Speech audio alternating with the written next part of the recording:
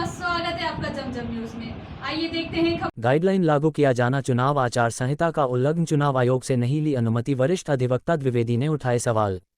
वरिष्ठ अधिवक्ता प्रमोद कुमार द्विवेदी ने बताया कि यह प्रक्रिया विधि सम्मत नहीं है और एन चुनाव से पूर्व ये पूरी तरह राजनीतिक लाभ लेने की प्रक्रिया है। द्विवेदी ने बताया कि जो गाइडलाइन पूरे प्रदेश में लागू की जा रही वह नियमों को ताक रख बनाई गई है। उप जिला मूल्यांकन समिति की बैठक नहीं हुई। एसडीएम, तहसीलदार, उप पंजीयक आदि से विभागीय अधिकारियों से बैठक करके नहीं बनाई गई, क्योंकि जब अवकाश के दिनों में भी उप पंजीयक कार्यालय खुले हुए हैं। राजस्व एकत्रित करने के लिए जिला प्रशासन अमला लगा रहा तो मैदानी इलाकों में सर्वेक्षण कैसे किया। M0/0 में भाजपा सरकार चुनाव आचार संहिता के साए में बिना चुनाव आयोग की अनुमति लिए संपत्तियों की नई गाइडलाइन दिनांक 1 अप्रैल से लागू करने जा रही। दिनांक 31 मार्च को सभी जिलों के जिला कलेक्टर और जिला पंजीयक इस पर हस्ताक्षर करके जारी करेंगे और 1 अप्रैल को ये हर जिले में लागू हो जाएगी। लागू है। चुनाव आचार संहिता में सरकार कोई भी नई नीति, योजना, कर, नियम लागू नहीं कर सकती। संपत्ति की गाइडलाइन 1 अप्रैल से नई लागू करने की बात की जा रही है। जब जिला मूल्यांकन समिति की बैठक ही अधूरी रही, उसमें गजट नोटिफिकेशन के नियम के अनुसार जनता का प्रतिनिधि विधायक नामांकित नहीं किया गया। केंद्रीय मूल्यांकन समिति में भी अधिवक्ता नामांकित नहीं हुए। इस प्रकार से देखा जाए तो दोनों समितियां ही अधूरी रही। बावजूद इसके अखबारों में और मीडिया के माध्यम से ये खबरें प्रचारित और प्रसारित की जा रही हैं कि 1 अप्रैल से गाइडलाइन लागू कर दी जाएंगी। गाइडलाइन क्या है? गाइडलाइन एक प्रकार से संपत्ति का बाजार मूल्य निर्धारित करने वाला एक दस्तावेज है। इस दस्तावेज के आधार पर लोग संपत्ति की रजिस्ट्रियों का पंजीयन कराते हैं। जहां पर सरकार ने कोई बजट ही नहीं रखा, प्रधानमंत्री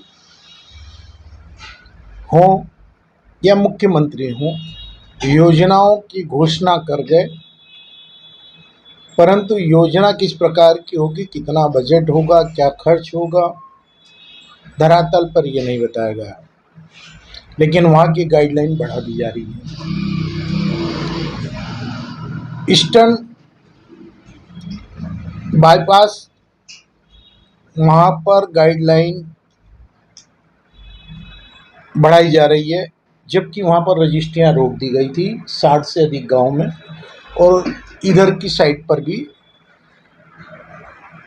रजिस्ट्रियाँ रोकी गई थी। किसान की फसल खड़ी हुई है, रजिस्ट्री में जब तक कब्जा नहीं होता तब तक रजिस्ट्री विधि मान्य नहीं होती। क्या कोई किसान अपनी खड़ी फसल को बिना काटे रजिस्ट्री करा लेगा? और आप 1 तारीख से गाइडलाइन बढ़ा देंगे। उन किसानों का क्या अपराध जिनकी आपने रजिस्ट्रियां रोक दी थी? उन व्यक्तियों का क्या अपराध जो सरकार की नीतियों के अंतर्गत कानून के दायरे में रह कर के ये जानते हैं कि गाइडलाइन नियम से बनती है? मेरा सबसे पहले स्पष्ट आरोप है कि अधूरी कमेटी के द्वारा नीतिगत निर्णय, और अगर इन सब को नहीं बदला और चुनाव आयोग से अनुमति नहीं ली तो इस गाइडलाइन को, इसकी पूरी प्रक्रिया को और मध्य प्रदेश की सरकार को पक्षकार बना करके मैं न्यायालय की शरण लूंगा। क्योंकि कानून का मैं जानकार हूं और ये जानता हूं कि गाइडलाइन बढ़ने से किसी को लाभ प्राप्त होगा तो किसी को हानि होगी। कोई सरकार के आयकर के दायरे से बाहर निकल जाएगा तो कोई सरकार के आयकर के दायरे में और पीसा जाएगा। जिन लोगों का कोई अपराध नहीं था उनकी रजिस्ट्रियां अनैतिक ढंग से रोकी गई और अब ताबड़तोड़ गाइडलाइन लागू की जा रही है। सबसे बड़ी विडंबना तो यह है कि जिन चीज़ों का उदाहरण, संपदा का उदाहरण लेकर के ये गाइडलाइन बनाई गई है, संपदा में कम मूल्य पर स्टाम्प ड्यूटी, जो वास्तविक स्टाम्प ड्यूटी है और वास्तविक खरीदारी है, अगर हम उस पर स्टाम्प ड्यूटी चुकाएं और गाइडलाइन अधिक हो तो रजिस्ट्री हो ही नहीं सकती।